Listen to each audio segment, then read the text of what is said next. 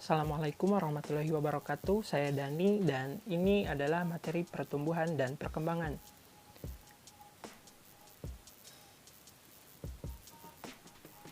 Kompetensi dasar yang harus Anda miliki setelah mempelajari bab ini adalah untuk pengetahuannya Anda diharuskan dapat menjelaskan faktor internal dan eksternal terhadap pertumbuhan dan perkembangan makhluk hidup.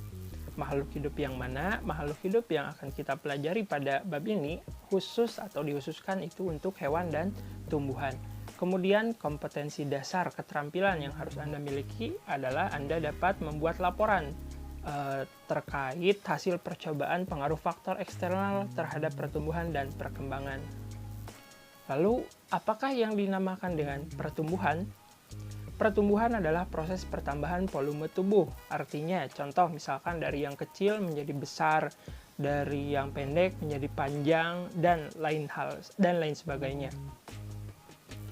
Kemudian, bisa juga dapat diartikan sebagai pertambahan jumlah sel. Artinya, jika volume tubuh makhluk hidup itu bertambah, maka tentu akan dibarengi dengan pertambahan jumlah selnya.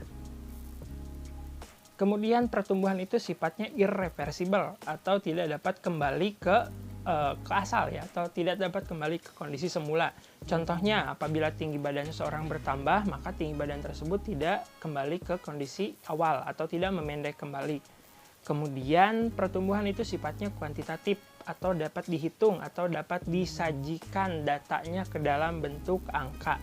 Contoh-contoh pertumbuhan adalah misal pertambahan tinggi tubuh seseorang dari tahun ke tahun. Kemudian ada pertambahan berat badan, maksudnya pertambahan berat badan yang disesuaikan dengan usia ya, bukan yang naik turun karena diet. Kemudian ada misalkan pada tumbuhan itu pertambahan jumlah daun. Kemudian perkembangan itu apa sih?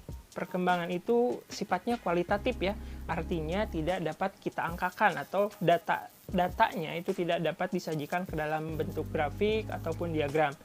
Kemudian perkembangan sifatnya reversibel, artinya dapat kembali ke kondisi awal. Contohnya, kecil kan kita nggak bisa jalan nih, nah nanti pada satuan nanti fungsi-fungsi tubuh kita untuk berjalan juga bisa hilang kembali. Kemudian dapat dikatakan bahwa perkembangan itu adalah proses menuju kedewasaan atau terspesialisasinya sel di dalam tubuh. Maksudnya sel berkembang menjadi fungsi-fungsi khusus untuk menopang fungsi-fungsi dalam tubuh.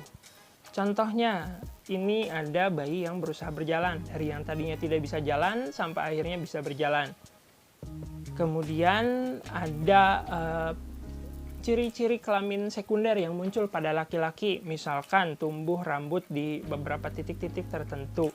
Kemudian ada pertumbuhan dan perkembangan ciri-ciri kelamin sekunder pada wanita. Contohnya misalkan suaranya mulai melengking, kemudian tumbuh payudara, kemudian mulai menstruasi. Pertumbuhan dan perkembangan adalah sesuatu hal yang berbeda dari segi konsep, tetapi sebenarnya itu tidak bisa dipisahkan. Kenapa? Karena pertumbuhan dan perkembangan itu adalah sesuatu yang utuh. Contohnya, Anda perhatikan gambar di sini.